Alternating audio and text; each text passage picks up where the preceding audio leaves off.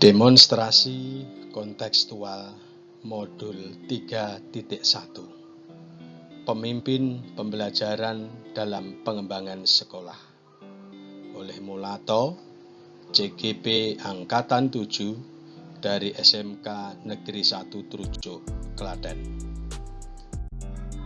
Dalam demonstrasi kontekstual modul 3.1 kali ini, saya akan melakukan wawancara terhadap dua kepala sekolah.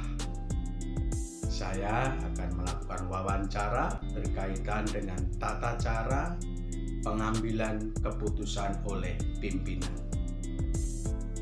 Yang pertama, nanti saya akan mewawancarai kepala sekolah di mana saya mengajar, yaitu Bapak Agus Supriyanta, SPD, MPD. Selamat menyaksikan. Selamat siang Pak Agus. Selamat siang Pak Mulato. Mari silakan duduk. Ya, terima kasih Pak.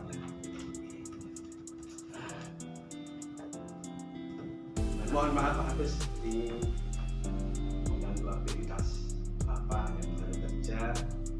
Mohon izin ini sedikit membantu wawancara Pak, ini sebagai tugas untuk guru penggerak, yaitu di Fakultas Kontekstual. Itu kami diberi tugas untuk wawancara tentang pengambilan keputusan oleh pimpinan Pak. Oh ya Pak, silakan. Tapi ingin Pak Budan, ini waktunya itu siapin Pak. Oh, ya ini waktunya. Oke, silakan. Ya, kalau itu kita mulai nih Pak, langsung saja ya. Silakan.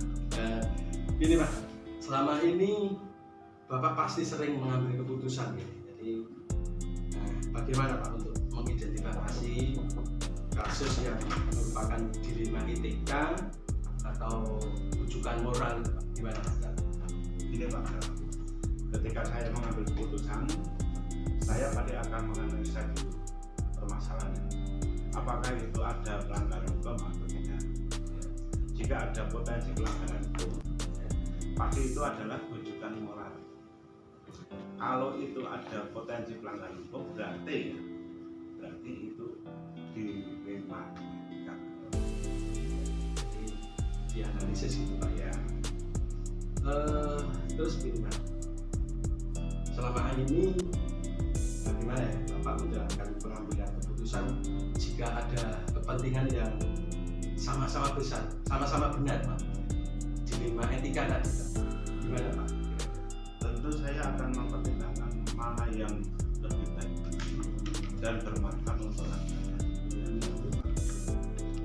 Terus kalau boleh tahu langkah-langkahnya seperti apa Pak? Bisa menghadapi kasus yang dilema etika, mengambil keputusan yang dilema etika, ini langkah-langkahnya seperti apa Pak? Saya akan menganalisa dulu nilai-nilainya yang ada, menentukan yang terlibat, mengumpulkan fakta, terus menguji. Ini yang saya lakukan, terus mencoba mencari opsi yang lain. Setelah itu baru mengambil keputusan. Itu yang terakhir seperti itu. Jadi menentukan apa ada nilai yang bertentangan atau tidak, kemudian nilai-nilai yang bertentangan atau tidak, itu yang terlibat itu apa saja dan mana saja itu perlu dipertimbangkan juga. Terus ada juga mencari opsi yang lain gitu Pak ya. Setelah itu baru mengambil keputusan. Ya betul. Oke. Terus biasanya Pak, ini hal efektif apa yang Bapak anggap sebagai cara pengambilan keputusan yang paling efektif itu seperti apa Pak? Ini saya pasti akan menguji keputusan tersebut. Biasanya dampaknya bagaimana setelah dari pengujian tersebut. Kalau keputusan itu berdampak kurang bermanfaat untuk siswa, ya saya tidak. Tapi yang sampai lah yang paling banyak bermanfaat untuk siswa. Yang mendidik kita. Ya. Terus gini Pak, dalam pengambilan keputusan pasti kan ada dalam kasus-kasus dilema etika ya, itu kan pasti ada tantangannya Pak. Tantangannya kira-kira seperti apa Pak? Terkadang saya juga ragu Pak. karena ada dua keputusan yang sama-sama baik. Bingung saya karena sama-sama baik, tetapi saya tetap harus memilih salah satu di antara keputusan itu. Maka saya akan memilih yang terbaik bagi anak didik, itu yang kita keputusan. Karena di sini ada di bidang pendidikan, Jadi tetap diambil yang yang paling terbaik, paling bermanfaat untuk anak didik, untuk anak. Terus misalnya bagaimana? Apakah ada jadwal tertentu dalam menyelesaikan kasus dilema etika? Ya tergantung Pak. Terkadang harus saat itu harus mulai keputusan. Kadang-kadang memang harus dipertimbangkan dulu bagaimana keputusan itu harus disampaikan, bisa ditunda juga karena waktu yang kemungkinan bersamaan dengan kepentingan yang lain. Jadi Ya, harus tunda. Jadi terkadang memang saat itu Iya, diambil, tetapi terkadang juga ditunda. ditunda. Iya. Kira-kira misalnya ditunda, apakah ada faktor atau seseorang yang membantu Bapak dalam pengambilan keputusan dalam kasus dilema etika ini, Pak? Oh ya, gini Pak. Kadang-kadang memang saya tuh berpikir, oh ini perlu masukan pemerintah pertimbangan misalkan dari kakak saya, karena saya punya pembantu itu ya, juga mungkin dari kablo. Oh ini kaitannya dengan kablo, maka saya minta pertimbangan dari kablo. Karena kaitannya dengan bapak dulu, saya minta pertimbangan dari bapak. Itu yang saya lakukan seperti itu. Dia nyaman untuk mengambil keputusan. Jadi tetap terkadang memang keputusan diambil Iya. sendiri ya, Pak. Ya, Tetapi terkadang hal yang penting sekali harus melibatkan harus siapa. melibatkan Ya, orang lain. maka atau dari kablo atau bapak ibu. Nah, Pak, dari semua hal yang telah Bapak sampaikan tadi, apakah yang bisa Bapak ambil dari pengalaman mengambil keputusan tentang dilema etika ini tadi? Ini, Pak. Dalam mengambil keputusan harus mempertimbangkan banyak faktor. Itu yang memang berat seperti itu. Dan harus melihat paling banyak itu manfaatnya untuk siswa itu yang dari segi mana itu menimbulkan efek atau tidak, kontra atau tidak, dan terkadang boleh juga merevisi keputusan itu karena memang banyak.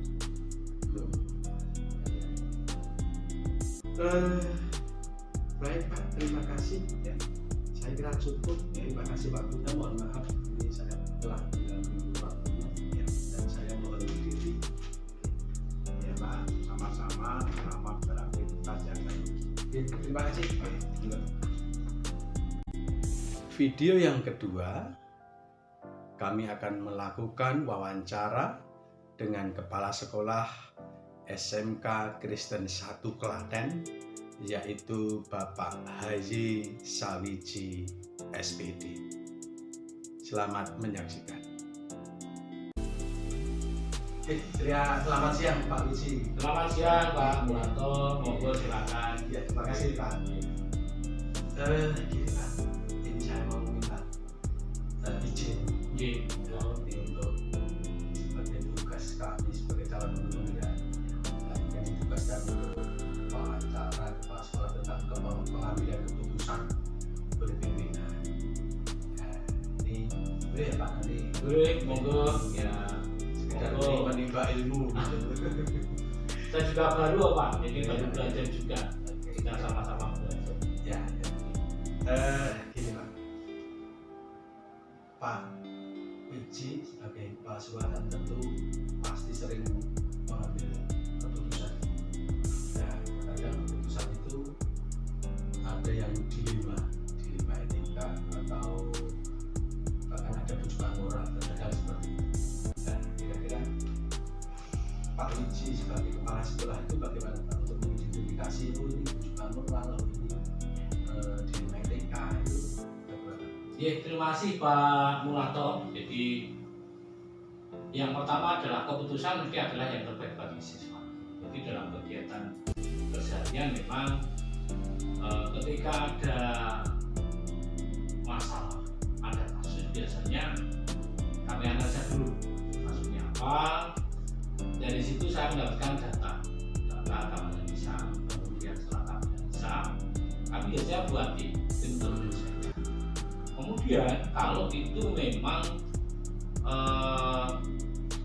kasus itu adalah melanggar hukum yang tidak sesuai dengan aturan, maka itu kan masuk dalam rujukan mula. Ya. Tapi ketika kami analisa terakhir itu adalah tidak ada pelanggaran dan itu baik, maka katakan itu adalah etika dilema ya. Namun memang kami secara pribadi memang ketika akan membuat keputusan, kami nanti akan membuat tim teman-teman kami mengajak rembuk, diajak menganalisa, sehingga jangan sampai keputusan ini merugikan anak dan merugikan orang tua.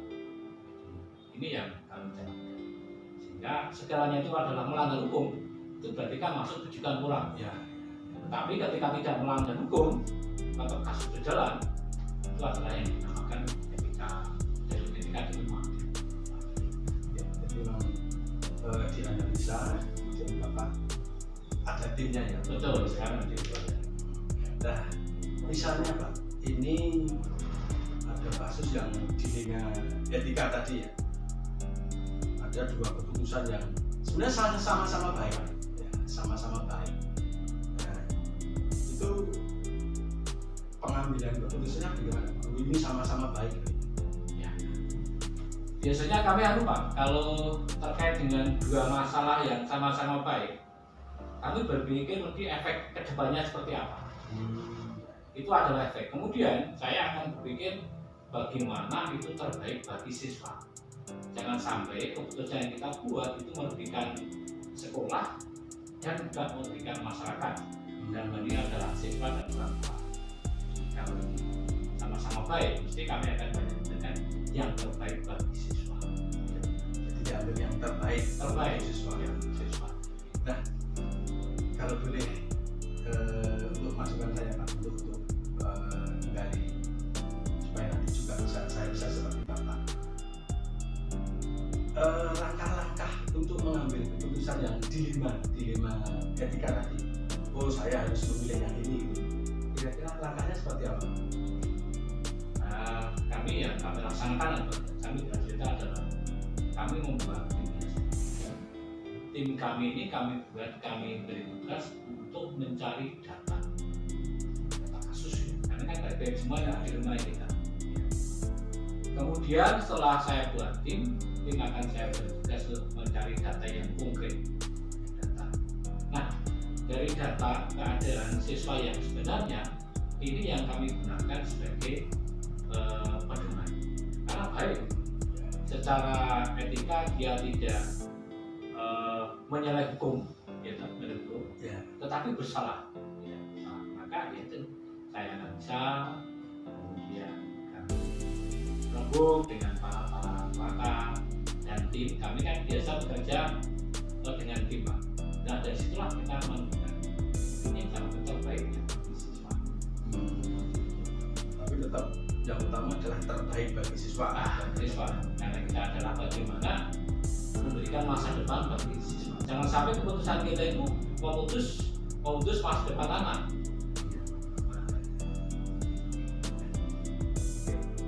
Setelah keputusan diambil, ya kemudian pasti akan berdampak ya pada siswa atau berefek. Cara mengujinya bagaimana keputusannya? Nah, ini yang kami kesulitannya. Model kami ya, Pak, dampak yang terjadi. Jadi, ketika saya mengambil keputusan ini kok anak seperti ini ya, kami mengujinya adalah apa ya?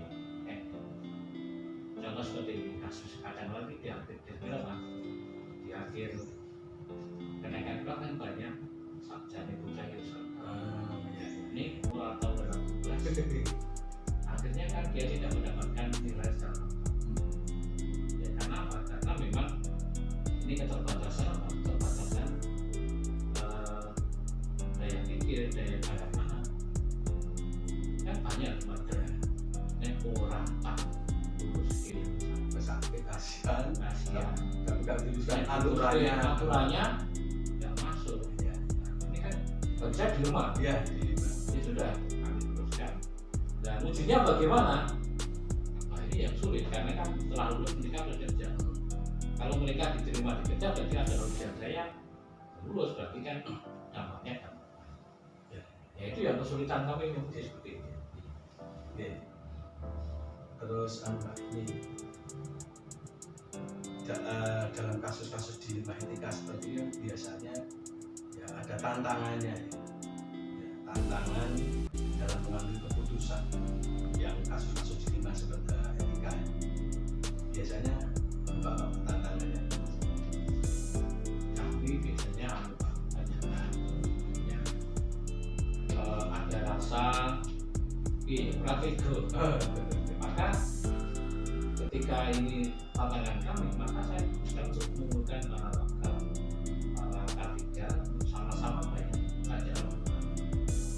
Kan jangan sampai keputusan itu sampai berarti justru merugikan sekolah dan selanjutnya Pak, ini ya dalam kasus dilema etika ini apakah kira-kira apakah harus diselesaikan saat itu atau mungkin ada jeda gitu? Kalau saya lupa melihat kasusnya Pak. Melihat Kasus sekiranya hari ini bisa selesai ya kami buat selesai saja. Tetapi kalau memang tidak selesai 1 hari 2 hari, biasanya kami buat tim, terus kami buat peta tugas, kemudian dari tim ini saya beri waktu target waktu. Kami biasa menyelesaikan dengan saya buat peta tugas, kemudian di situ ada hal yang harus dikerjakan, kemudian saya beri waktu harus selesai per kasusnya. Tetap selesai sehari. Kalau memang lama ya sudah harus kami buat waktu tidak lama. Tetapi memang saya beri waktu, ini saya beri waktu. Jadi memang tergantung kasusnya. Kasusnya Harus diselesaikan hari itu ya hari itu harus selesai. Tapi misalnya ada kasus yang Besar atau ya, kompleks gitu, betul. tetap perlu waktu, perlu masukan dari sana sini. Intinya bagaimana keputusan ini terbaik tadi. Kita kan sebagai apa ya, boleh katakan kalau perusahaan bagaimana produk kita itu baik. Jadi memang dalam pengambilan keputusan ya pertama yang dilema etika tadi terkadang diputuskan sendiri oleh Bapak ya, tapi terkadang juga yang perlu bisa satukan sendiri. Ah. Ya. Kalau sekiranya perlu pihak lain, ya. Ya itu. Oke, ya gini Pak, terakhir ya mungkin kami mohon apa ya saran atau nasihat Bapak ini sebagai kepala sekolah senior kami ya, supaya nanti kami yang muda ini yang entah nanti ya, supaya kami kan tetap juga pemimpin pembelajaran itu ya, pemimpin pembelajaran supaya kami bisa mengambil keputusan yang terbaik ya, itu kira-kira kami harus seperti apa Pak, kira-kira masukan dari Pak? Model saya itu model ini, artinya begini. Saya setengah tahun ini adalah bagaimana saya konsolider. Jadi saya harus mengenal karakter masyarakat, konsolidasi ya. Kemudian saya tujuan saya biarlah mereka sejalan dengan cara pikiran saya. Karena ketika saya langsung dus belum tentu. Tapi naik model saya kan saya atur yang namanya kepala sekolah. Ada pro dan tidak. Pro dan tidak. Pro ini kan secara fisik sudah kelihatan dari visual sudah kelihatan. Setelah hanya semua rangkul, akhirnya kan mudah. Artinya saya mempunyai visi misi bisa dilakukan. Ibarat model jalan itu yang pertama. Kami harus mengenal karakter, kemudian yang kedua kami terbiasa kalau pagi dan pagi, kemudian saya sapa satu persatu, saya kasih ucapan dan sebagainya. Yang ketiga saya terbiasa memberikan ucapan terima kasih ketika mereka berhasil menyelesaikan tugas dan sebagainya. Contoh hari ini kan ada prestasi. Besok pagi saya ucapkan terima kasih kepada Bapak Ibu guru yang sudah melaksanakan prestasi hari yang kedua. Ini kan efeknya luar biasa. Artinya saya menyentuh secara hati. Hati ini saya langsung.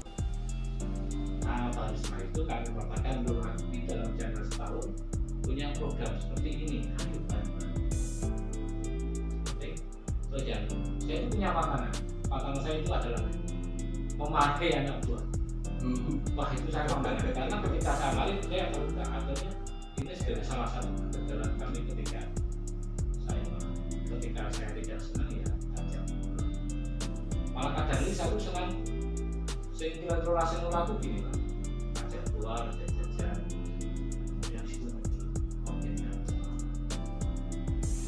terusnya terakhir saya itu hampir tiap bulan mengadakan koreksi evaluasi. Silakan Bapak itu evaluasi saya, kurangnya apa, lebihnya apa, biar cek kelemahan saya, jangan kelebihan, kelemahannya untuk nanti sertifikat.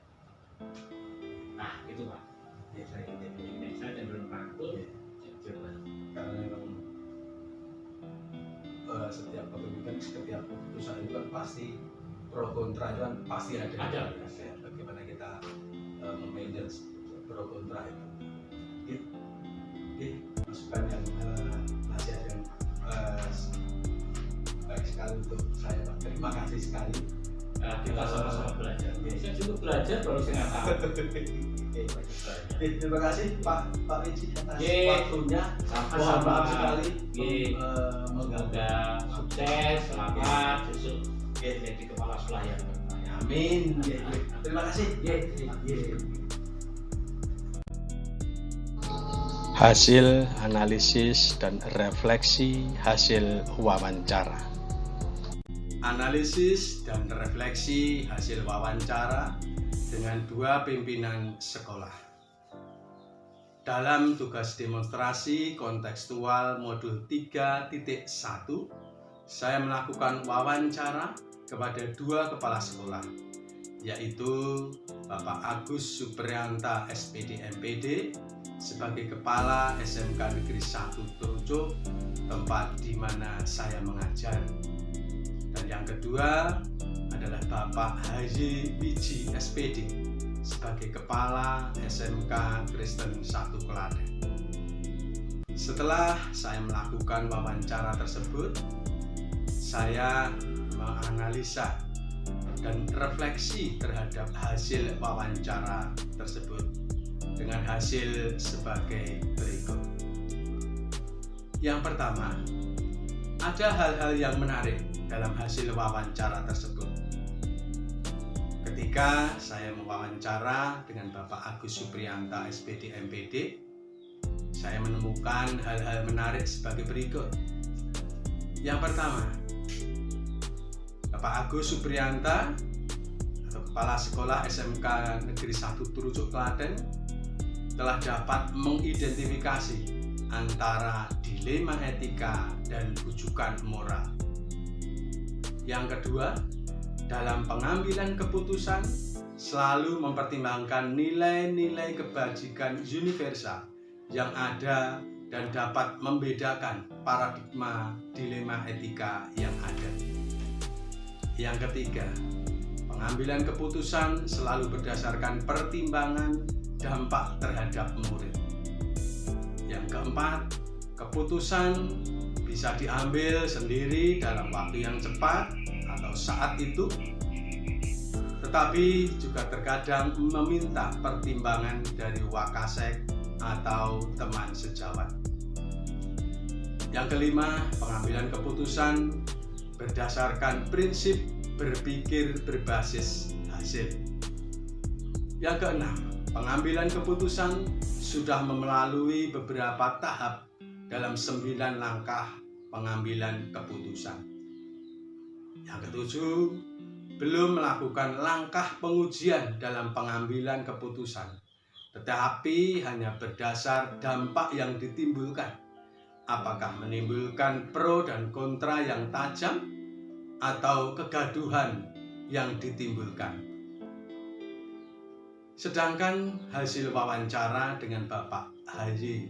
Wiji SPD, Kepala SMK Kristen 1 Klaten, dapat saya analisis dan ada hal-hal yang menarik sebagai berikut. Yang pertama, Bapak H.Y. Wiji atau Kepala SMK Kristen 1 itu sudah dapat mengidentifikasi antara dilema etika dan bujukan moral. Yang kedua, pengambilan keputusan selalu mempertimbangkan dampak terhadap murid. Ketiga, mempertimbangkan nilai-nilai kebajikan universal dan dapat membedakan paradigma dilema etika yang ada. Yang keempat, pengambilan keputusan berdasarkan berpikir berbasis rasa peduli. Yang kelima, membentuk tim untuk menyelesaikan masalah dan mengambil keputusan sesuai dengan bidangnya. Dan yang keenam dan yang terakhir, dalam pengambilan keputusan sudah melakukan pengujian tetapi baru dengan 2 uji, yaitu uji legal dan uji regulasi. Dari hasil wawancara kedua kepala sekolah terdapat beberapa perbedaan dan persamaan dalam cara pengambilan keputusan yang dilakukan. Yaitu, untuk persamaannya adalah pertama, pengambilan keputusan selalu memikirkan dampak bagi murid. Yang kedua, selalu berpedoman pada nilai kebajikan yang ada. Yang ketiga, keputusan juga mempertimbangkan masukan dari Wakasek ataupun Kaproli ataupun teman sejawat. Yang keempat, kedua kepala sekolah dapat membedakan paradigma dilema etika. Dan yang kelima, persamaannya adalah pengambilan keputusan sudah melalui beberapa tahap dalam 9 langkah pengambilan keputusan, tetapi belum semua dilaksanakan. Sedangkan perbedaannya adalah yang pertama, Kepala SMK Negeri 1 Trucuk mengambil keputusan dengan berpikir berbasis hasil, sedangkan Kepala SMK Kristen 1 Klaten mengambil keputusan berbasis rasa peduli. Yang kedua, Kepala SMK Negeri 1 Trucuk dalam mengambil keputusan lebih banyak memutuskan sendiri dan terkadang mempertimbangkan masukan Wakasek ataupun teman sejawat. Sedangkan Kepala SMK Kristen 1 Klaten dalam memutuskan sesuatu lebih banyak melibatkan tim dan sedikit memutuskan sendiri. Yang ketiga, pengambilan keputusan oleh Kepala SMK Negeri 1 Trucuk belum nampak melakukan pengujian, sedangkan Kepala SMK Kristen 1 sudah melalui tahap pengujian meskipun belum semua, yaitu baru langkah uji legal dan uji regulasi. Dari hasil wawancara tersebut, ada perbedaan yang menonjol dari cara pengambilan keputusan oleh 2 kepala sekolah tersebut. Pertama, tentang melakukan pengujian. Dalam cara mengambil keputusan, ada yang belum sama sekali melakukan pengujian dan ada yang sudah melakukan pengujian meskipun belum keseluruhan. Yang kedua, prinsip pengambilan keputusan juga berbeda. Yang satu berpikir berbasis hasil dan yang satu berpikir berbasis rasa peduli.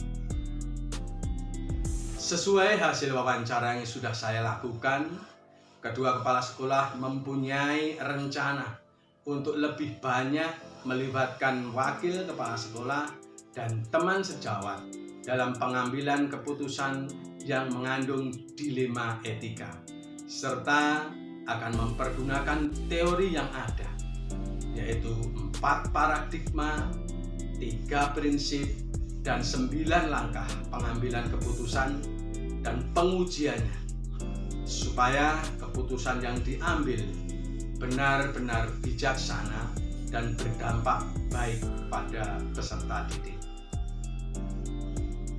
Ada juga beberapa tantangan dalam pengambilan keputusan, terutama yang mengandung dilema etika, yaitu terkadang ada keraguan dalam pengambilan keputusan karena terlalu menggunakan perasaan atau rasa kasihan yang berlebihan, sehingga terkadang pengambilan keputusan kurang objektif. Dalam pengambilan keputusan terkadang tidak bisa diambil sendiri, tetapi perlu memperhatikan masukan dan saran dari orang sekitar, terutama keputusan yang berdampak kepada banyak orang, baik siswa maupun teman sejawat.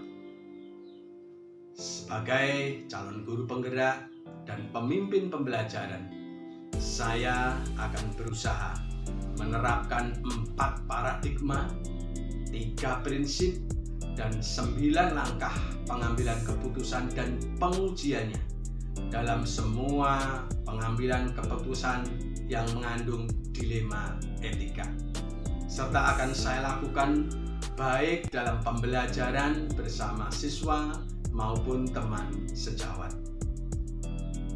Pengambilan keputusan adalah sebuah keterampilan, maka harus sering dipraktekkan dalam kehidupan.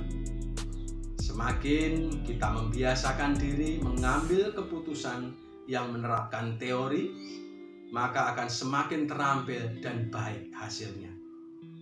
Maka saya sebagai calon guru penggerak sudah memulai mempraktekkan pengambilan keputusan dengan menerapkan 4 paradigma, 3 prinsip, dan 9 langkah serta pengujiannya dalam pengambilan keputusan. Demikian hasil refleksi dan analisa hasil wawancara saya dengan 2 kepala sekolah. Semoga bermanfaat untuk kita semua. Terima kasih.